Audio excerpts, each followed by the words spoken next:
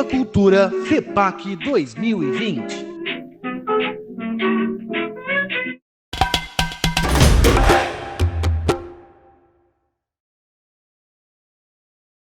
Olá pessoal, eu sou o Thiago Rosa, um dos idealizadores e organizadores do Fuzue 014 e vou aqui contar para vocês um pouquinho sobre o nosso nome, sobre como surgiu a ideia.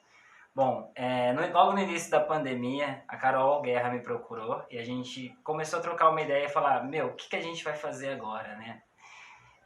Para juntar a galera, para reunir todo mundo, para, enfim, né, ter os nossos momentos culturais que a gente tanto tinha e gostava e que foi impossibilitado pela pandemia. E Fuzue já era um nome que estava no meu coração há um tempo, a Carol já gostava bastante também. Fuzue, ele vem de um significado assim, de mistura mesmo, de mescla, de fazer um Fuzue, essa era a ideia do nome. E a ideia do nome também era um pouco de inclusão social, né? Porque dentro de um Fuzue existem diversas coisas. E então a gente juntou artistas que são de Bauru e que estão em outros países, artistas que trabalham em diferentes linguagens, artistas de diferentes classes sociais e de diferentes lugares também, e juntou tudo isso nesse grande Fuzue que se tornou. A idealização desse festival, ela parte da união de 4 pessoas, que foi a Carol Guerra, eu, o Matheus e a Lili. A gente se reuniu e idealizou, né? E depois disso a gente foi chamando os próximos organizadores que fizeram parte, inclusive eu vou falar um pouquinho deles para vocês depois também. A maioria deles são grandes parceiros nossos. Chegou a Laura, chegou a Isa, chegou a Lacava, o Gael, a Ana Evaristo, muita gente fez parte desse projeto, assim, e foi muito bonito.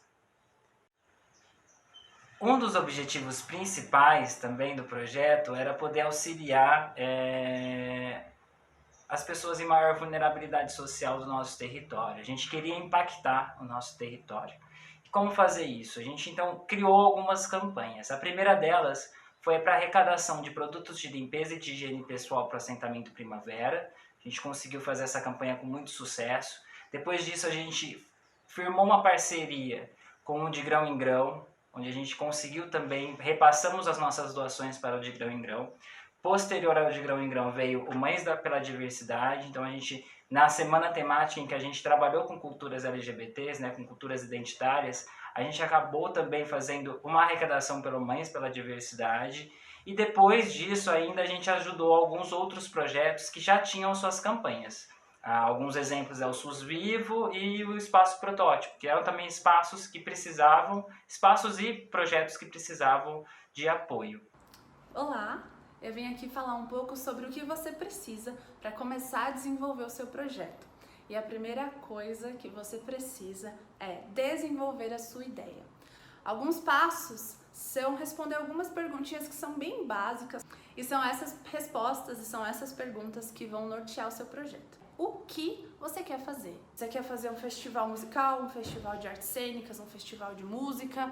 O que? Isso precisa estar bem pontuado. Por quê? Por que você quer fazer isso? O que faz dele tão importante, que faz dele tão essencial e tão atrativo também para as pessoas? Quem? Qual que é seu público-alvo? Quem que você quer atingir? Né? Isso é de extrema importância para nortear também as perguntas seguintes. Como eu vou fazer isso? Como que eu vou criar esse meu projeto? Como que eu vou executá-lo? Desenvolver o que, o porquê e quem. E aí, é uma boa pergunta aí, né? Quanto? Quanto isso vai me custar? Nós do Fuzue optamos e fazemos um projeto e um trabalho totalmente voluntário. Então, a gente ainda não tem a nossa planilha orçamentária, mas vai vir uma leva de futuros editais e que vão pedir uma organização orçamentária bem pontual. Quando vai acontecer? As datas são de extrema importância também, todas as perguntas são, mas as datas elas são primordiais. Bata a agenda com todos os participantes da sua equipe, bata a agenda também com outros eventos que podem acontecer para não chocar as datas e não prejudicar nenhum dos dois eventos. Então isso é muito importante, a agenda, e é uma das coisas bem difíceis. Onde? O onde, ele é muito importante e bate também diretamente com o quem, porque o onde, seja sua espacialidade física ou espacialidade virtual, ela está diretamente ligada com o público-alvo.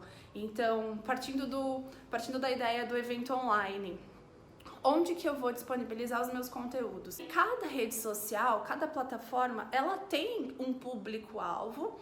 Se o seu evento futuramente for físico, isso também está diretamente ligado. Pensar em questões desde acessibilidade, desde centralizar ou descentralizar o evento, isso é uma coisa que a gente preza bastante no Fuzue também, e pensar na logística de tudo isso. Bom, falei bastante aqui, mas responder essas perguntas básicas são de extrema importância para começar a desenvolver o seu projeto. E vou repetir elas, que é o que, por quê, quem, que é o seu público-alvo, como, quanto, quando e onde. Fechou, galera? Bom, eu vou falar um pouquinho sobre como criar uma identidade visual para um evento, dando como exemplo como eu fiz para desenvolver a identidade do Festival Fuzue 014. Primeiramente, você deve conversar muito bem com o seu cliente ou parceiro para a ideia ficar muito clara para ambos. Então, qual é o propósito do seu evento? O seu evento é internacional, nacional, regional? Ele é temático? Qual é o público-alvo do seu evento? Qual é a impressão que você quer passar para esse público? Toda essa ideia tem que ser muito bem alinhada. O próximo passo é estética. Então, cores, formas, linguagem, a textura, tudo isso tem que estar de acordo com o seu propósito. Uma dica: faça um painel semântico. Então, junte o maior número de fotos, cores, referências, o maior número de referências, que tudo isso vai te ajudar muito na hora de desenhar a logo. O logotipo é a peça principal do seu projeto. É a partir dela que vai ser representado todo o seu evento. Então, é por isso que ela deve ser desenvolvida com tanto cuidado. Dando como exemplo o festival, Fuzue é uma palavra de origem africana. Então, nós trouxemos para a identidade todos os elementos, como essas cores, as texturas e as estampas da cultura africana, que no caso tem uma variedade enorme. Então esse é o resultado da logo. Eu optei por fazer ela de forma circular, porque como todo o festival foi divulgado pelo Instagram, o círculo encaixaria melhor na plataforma, como na foto de perfil, nos destaques, e até mesmo uma espécie de selo nas publicações do feed. Além disso, em um evento tem diversas peças gráficas para serem desenvolvidas. Então, por exemplo, peças de papelaria, como convites, banners, pôster com as atrações, outdoors, também peças de mídia digitais, como os templates para as redes sociais, modelos de stories, capas de evento, vídeos de divulgação. E são desenvolvidas até peças de ambientação do seu evento, como placas de sinalização, decoração e estética do palco. Tá vendo como tudo isso tem que estar extremamente harmônico? Isso é identidade visual. E eu amei ter feito parte e colaborado com o nascimento do Festival Fuzue 014.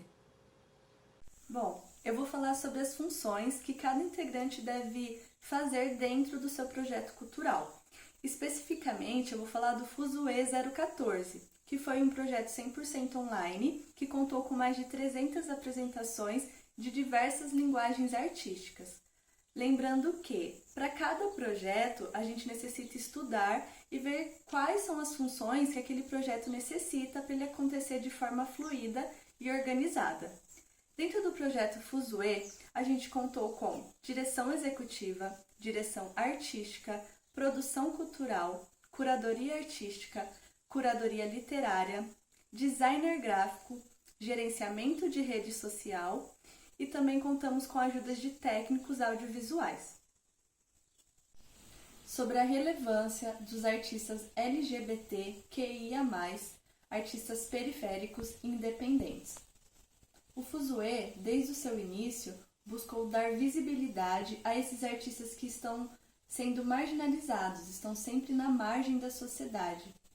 A gente buscou sempre dar voz e deixar de inviabilizar esses projetos, que, embora estejam atuantes, estejam acontecendo e estejam fomentando a cultura em nossa cidade, muitas vezes por questão financeira, por questões sociais, eles são inviabilizados, eles são silenciados. E o Fuzue ele buscou mudar isso, né? Ele buscou trazer voz a esses artistas.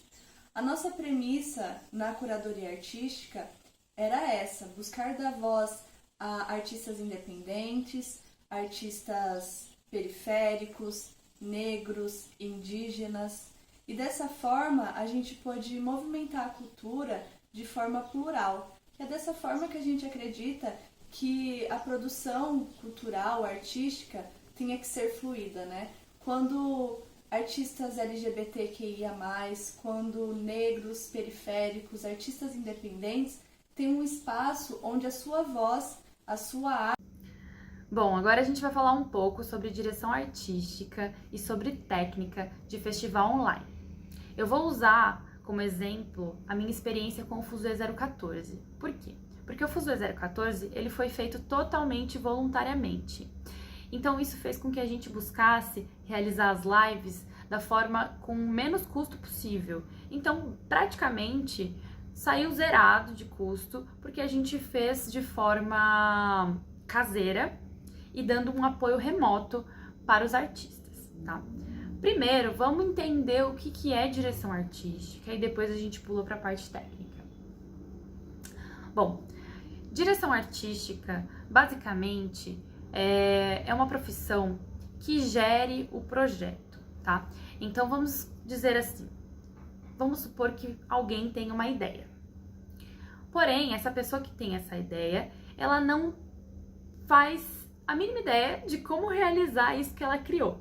Então, ela chama alguém que tem um conhecimento, que fica ali entre um conhecimento criativo e um conhecimento de realização. Por quê?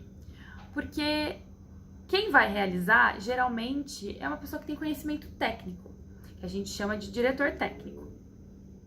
E quem criou, a gente chama de diretor de criação. Mas tem que ter alguém ali entre essas duas profissões que entenda um pouco das duas coisas.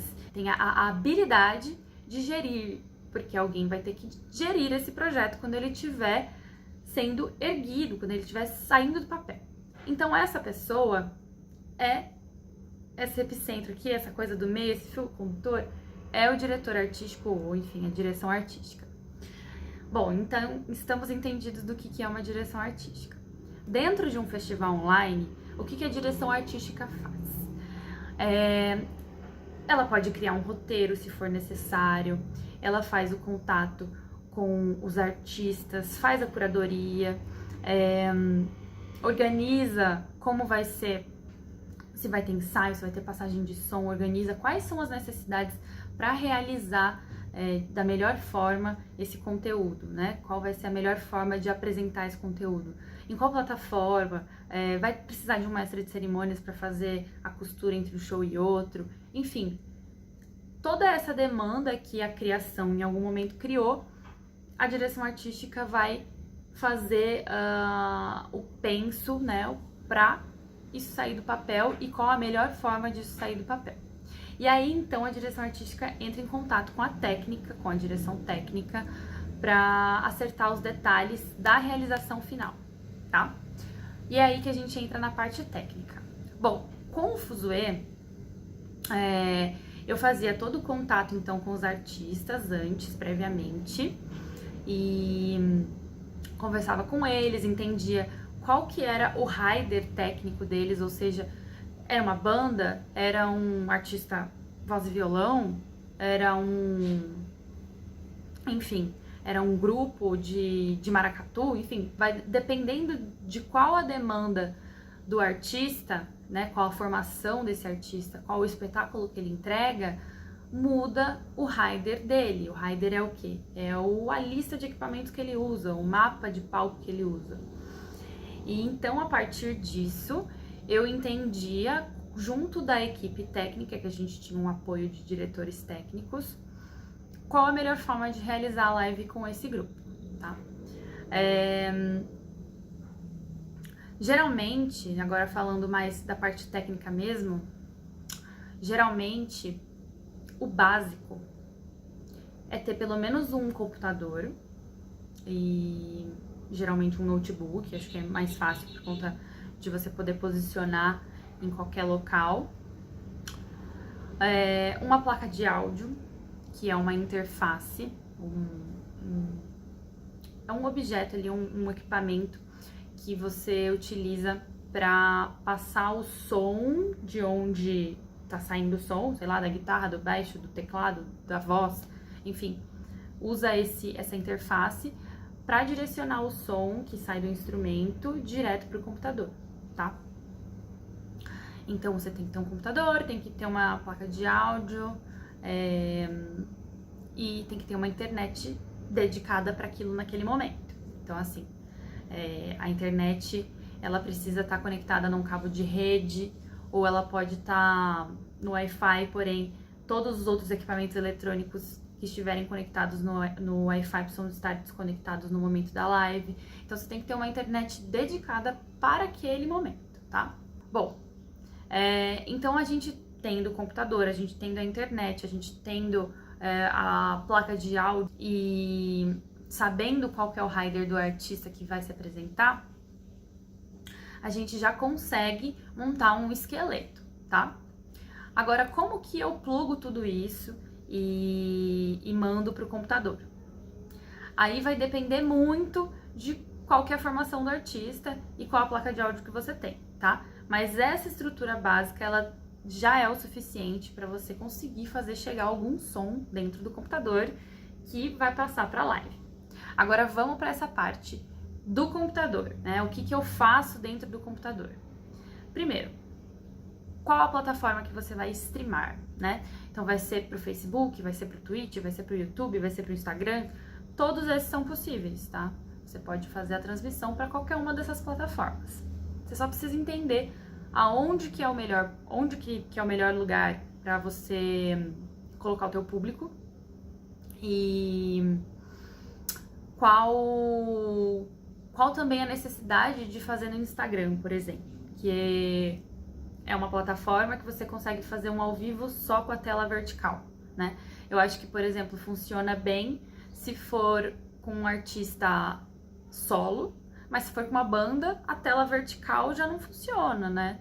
Eu acho que uma banda cabe muito melhor dentro de uma tela na horizontal, como essa aqui que eu tô gravando o meu vídeo, tá? Então aí você vai entender artisticamente qual a melhor forma, tá? Então essa aí é uma função da direção artística, por exemplo, de ver esse tipo de coisa.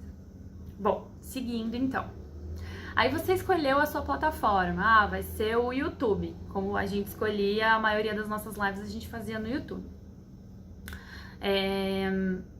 Sendo no YouTube, então, eu abro o YouTube, abro uma transmissão pelo YouTube e pronto, consigo mandar o meu áudio para lá e a minha imagem, que por enquanto é a imagem do notebook, tá? Se você quiser aprofundar um pouco mais, você pode aprender sobre um software que é perfeito para fazer live. E assim, todas as lives, inclusive as lives de profissionais, de empresas e tudo mais, enfim, de festivais enormes, estão sendo feitas por esse software que chama OBS Studio. Esse software, ele pode ser encontrado gratuitamente na internet, assim, é só você baixar. Logo no comecinho da pandemia, eu comecei a assistir uns vídeos para entender como fazer uma live e eu aprendi a mexer no OBS Studio só assistindo o tutorial no YouTube. Então vocês também podem fazer a mesma coisa. E ele ajuda muito, tá? Ele ajuda muito a acrescentar ferramentas que vão melhorar a qualidade da sua live. Então eu vou explicar o porquê. Você tendo todos esses equipamentos que eu falei, você consegue streamar já para a plataforma que você quer. Porém, com o OBS Studio intermediando tudo isso que você está mandando para o seu computador, então a placa de áudio que você está mandando para o seu computador, você consegue colocar o OBS no meio dessa história e o OBS vai mandar para a plataforma que você quer.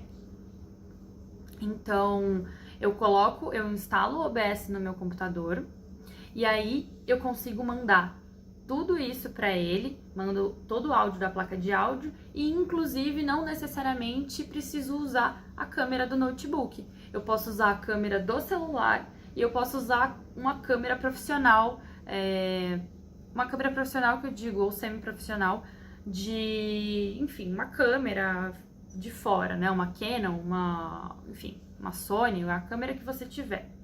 Você consegue, então, usar uma câmera de fora, um outro dispositivo que não é a câmera, não é a webcam do seu notebook, se você tiver o OBS, tá? Só que aí você vai precisar assistir um tutorial pra entender melhor, porque eu não vou ter tempo de explicar aqui pra vocês, tá?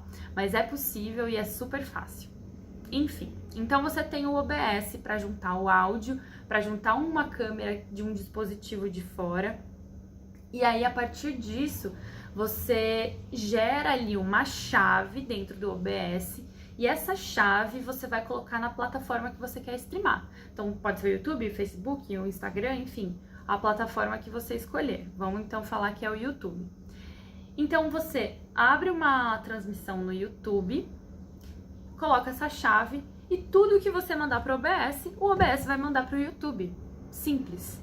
E aí, como que você faz para chegar ao seu público? Você vai pegar o link da live e vai mandar para o teu público, tá bom? Com o OBS você consegue colocar logo, QR Code, GC, que é uma legenda com o nome das músicas, com o nome da banda. Você consegue brincar e, de repente, colocar artes aparecendo, umas artes. Você consegue colocar mais uma pessoa na tela, ou seja, dividir a tela, pegar alguém do Zoom, por exemplo. Eu quero colocar um mestre de cerimônias no meu festival. Você consegue colocar essa pessoa que está no Zoom, no Google Meet, ou enfim, qualquer outra plataforma de videochamada, e colocar dentro da live para duplar ali com a banda, com a pessoa que estiver se apresentando, tá? Então, ou seja, o OBS é um software que você consegue todas essas outras possibilidades aí, todos esses recursos, ele dá um leque de recursos para você turbinar a sua live, tá? Eu acho que basicamente é isso que eu tenho para falar aqui para vocês, de uma forma bem enxuta e rápida. Eu acho que quando tudo começou assim, eu nunca tinha feito live, eu comecei a pesquisar muito, realmente, a entender, assistir tutorial, eu estudei bastante, só que assim, tudo de uma forma gratuita e de fácil acesso. Então, quer dizer, na internet tem tudo. Essa história de live, ela já existe há muito tempo, ela não veio agora só na pandemia. Ela já existe desde que a galera fazia streaming de jogos, enfim, até outros tipos de transmissões já de eventos corporativos, a galera já fazia. Então tem muito material na internet, é tudo muito simples e geralmente dá pra fazer da forma caseira e fica super legal, tá? Como a gente fazia com o Fuzue? A gente sempre quis entrar num estúdio, porém a gente não teve essa possibilidade devido a custos, enfim, não conseguimos fechar uma parceria, mas funcionou super bem quando a gente entendeu que, fazer de casa também era legal, porque era a cara do festival, né? A gente tava no meio de uma pandemia, então fazer de casa traria um conceito legal pro festival. Então a gente alinhava com todos os artistas que se apresentaram, todas as bandas, explicando, né, dando todo esse suporte. E quando eles não tinham algum equipamento, a gente tinha uma parceria com uma equipe técnica que fornecia o equipamento, né? Essa equipe técnica que é a Legalab Produções, e também a Fumacê, que é uma casa em Bauru, que fornecia também alguns equipamentos, tá? Pra gente. Então a gente levava, emprestava pra galera, mas geralmente as bandas, todos os artistas tinham quase que tudo, assim. Bom, dica: faça tudo com antecedência, entre em contato com os artistas sempre antes, para alinhar toda essa parte de equipamentos, essa parte de transmissão, explica como que vai ser feito, como que a transmissão ela funciona, dá a possibilidade de usar o OBS, instrui, tá? Sempre passe o som antes, sempre ensaie antes, porque a gente só descobre se alguma coisa vai dar errada no ensaio. E a gente não pode deixar para acontecer no ao vivo os erros, né? Então a gente corrige tudo antes para chegar no ao vivo com a melhor experiência para o público, beleza?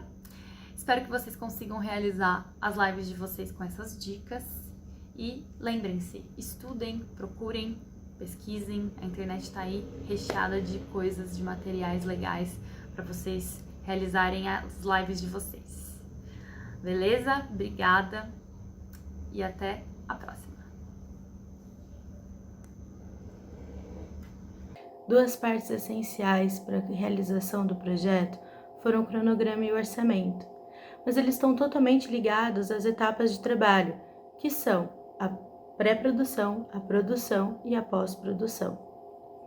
Então, antes de você montar o seu cronograma e o seu orçamento, você precisa distribuir essas etapas de trabalho. Depois que você fizer isso, você vai fazer uma lista de todas as atividades que você precisa realizar e distribuir ela conforme essas etapas, em pré-produção, que são as atividades preliminares, a produção, que é a execução do seu projeto, e a pós-produção, que são as prestações de contas e os relatórios.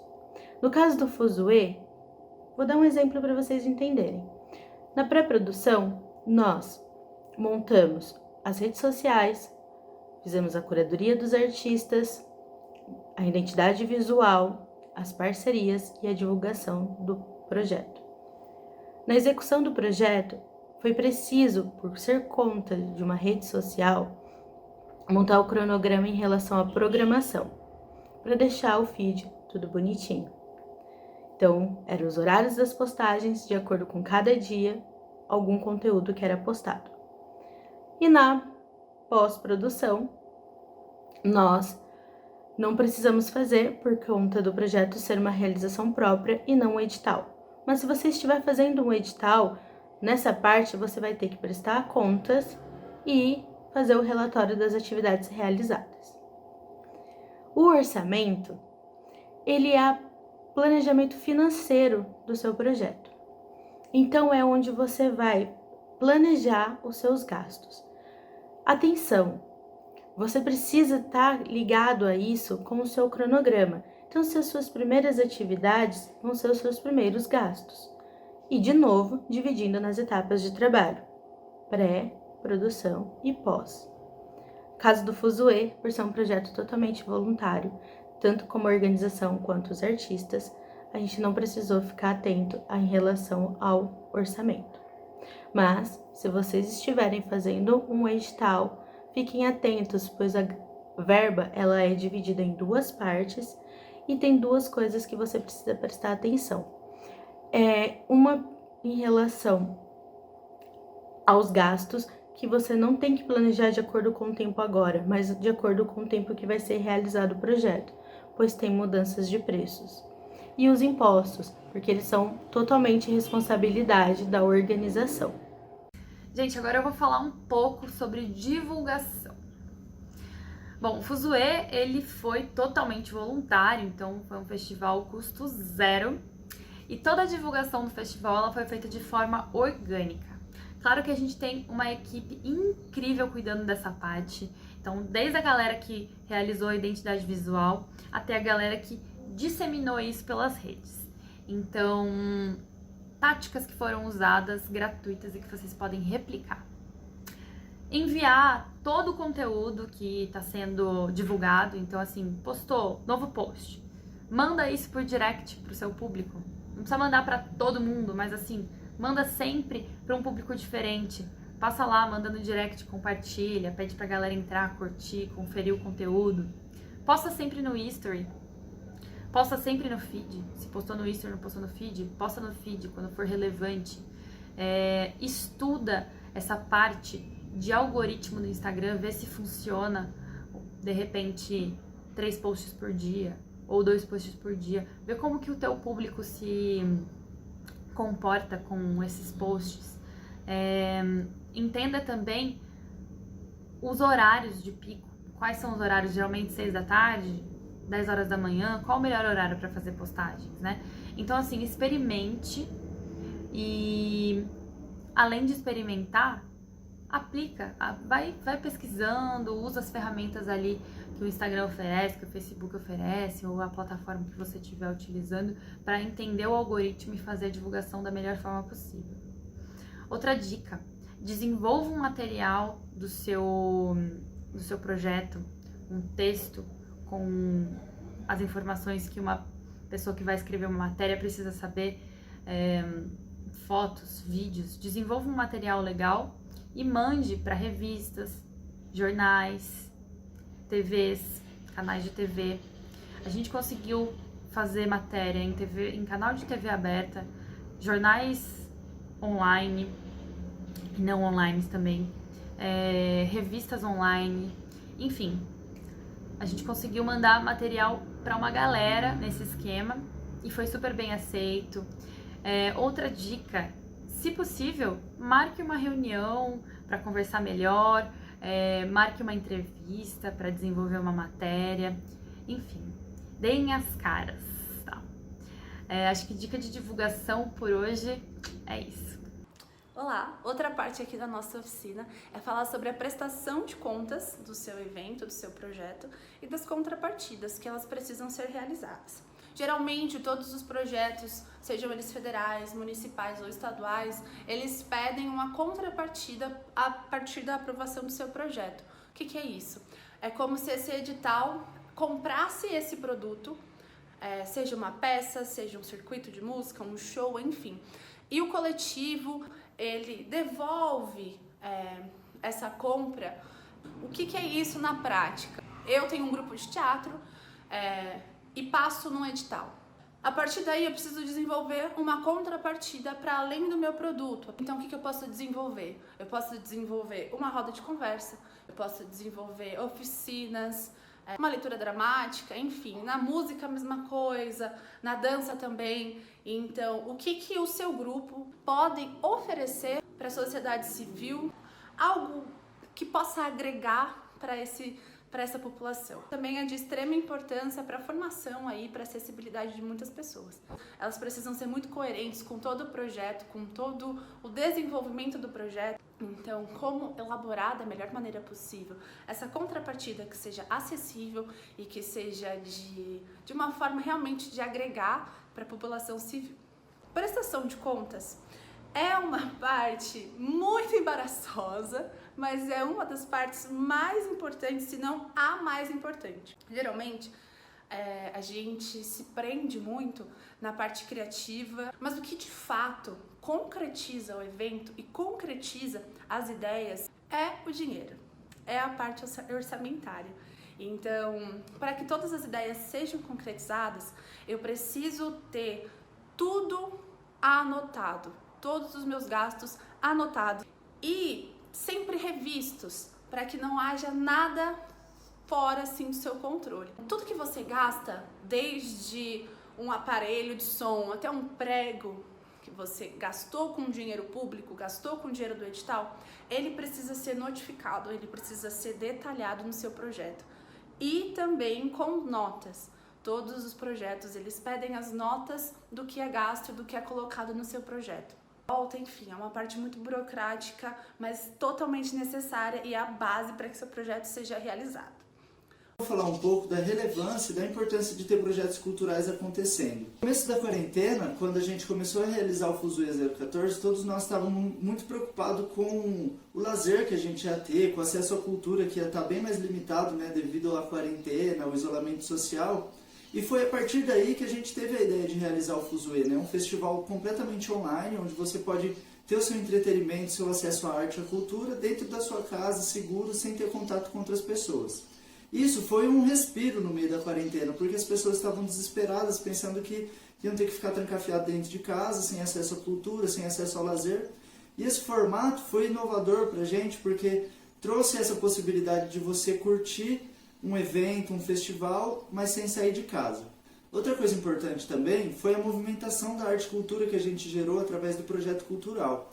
A gente colocou artistas de diversas frentes culturais para conversarem entre si. Além de todos esses benefícios que eu já citei, de trazer entretenimento, arte e cultura para o público, também movimentar a arte e os artistas de diversas frentes culturais interagirem, A gente também pode trabalhar com projetos sociais. Por exemplo, o Fuzue, de começo, abriu uma vaquinha online, onde tudo que era arrecadado foi destinado para o Parque Primavera, que é o antigo assentamento Nova Canaã, que tem na região de Bauru. Depois desse apoio ao Parque Primavera, a gente começou a apoiar um outro projeto social, que é o Mães pela Diversidade. Depois do Mães pela Diversidade, a gente já começou a apoiar um projeto que se chama SUS Vivo, que é um projeto que acontece no Brasil inteiro, e a gente apoiou eles com a divulgação, colocando a vaquinha deles no nosso perfil do Instagram e divulgando massivamente a vaquinha deles. Na sequência, depois de apoiar o projeto SUS Vivo na divulgação, a gente começou a apoiar o projeto de Grão em Grão, que é um projeto que tem na cidade de Bauru, que faz esse mesmo serviço de fazer arrecadações de alimentos, agasalhos e recursos financeiros para comprar alimentos e distribuir nas comunidades carentes de Bauru. Ao mesmo tempo que a gente mudou para o projeto de Grão em Grão o nosso apoio, nós começamos também a dar um apoio para os artistas que estavam precisando se inscrever em editais, participar de projetos, mas não conseguiam fazer isso por ter dificuldade com burocracia, com papelada, escrita de projeto, enfim. A gente disponibilizou uma equipe para ficar 100% focada em ajudar essas pessoas a escreverem seus projetos. Atualmente, nós continuamos com essa parceria com o de Grão em Grão e também estamos colocando no nosso perfil do Instagram alguns links para apoiar na divulgação de outros projetos, por exemplo, do projeto Protótipo, que tem aqui em Bauru, e agora, atualmente, estamos com o link no nosso Instagram do projeto do assentamento Luiz Beltrame. Eles estão com uma vaquinha para comprar uma Kombi para distribuir os produtos agroecológicos que eles produzem na terra em Galha. Existem várias maneiras que um projeto social, um projeto cultural pode apoiar a sociedade. Eu citei alguns exemplos, mas você também pode fazer da maneira que preferir. Algumas dicas para vocês realizarem os projetos. Não pule etapas, entenda a importância de uma programação e de cumprir os prazos. Forme uma equipe, entenda que você precisa ter uma pessoa responsável para cada atividade que vai ser realizada, para cada responsabilidade dentro do projeto. Se você tem dúvidas, se você não consegue partir do papel, tirar isso do papel, procure uma produção executiva. Ela é a responsável por conseguir cuidar de toda essa parte burocrática que os editais têm. Então ela vai te auxiliar quanto aos orçamentos, aos cronogramas e todas as papeladas que você precisa correr atrás. E não se esqueça que nós temos uma diversidade imensa de artistas e que a gente precisa dar oportunidade para todos e abranger todas as linguagens artísticas. Isso é de extrema importância. E como todo bom projeto não nasce sozinho, a gente contou com muitas parcerias. Essas parcerias foram extremamente importantes para que esse projeto funcionasse, né? Todos nós trabalhamos de forma voluntária, então a gente precisava de parceiros e a gente teve muitos parceiros e foi muito legal. Eu gostaria de inclusive agradecê-los. Em primeiro lugar, a N-Blue, que patrocinou a gente, trazendo toda a identidade visual, trabalhou em cima de um projeto lindo que conversa super com o que a gente tinha planejado, né? O Fuzue e tudo mais. E a logo ficou linda. Eu quero agradecer muito a vocês da N-Blue. Tudo ficou muito bonito. Queria agradecer também a galera da Fumacê, que sediou o lugar para que a gente pudesse gravar as nossas primeiras lives, que sempre foram nossos parceiros. O coletivo Filhos da Terra, que inclusive a Lili e o Anastácio, que fizeram parte da idealização do projeto, fazem parte desse coletivo. Então é um coletivo que também esteve desde o começo com a gente. A galera do Na Base Produções, que a Daísa Morales também faz parte, e que também tá desde o início.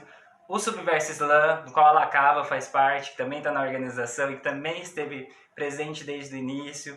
Disponibilizou de várias poesias, de vários artistas maravilhosos que puderam compor também o nosso festival. Eu tô com uma colinha aqui, gente.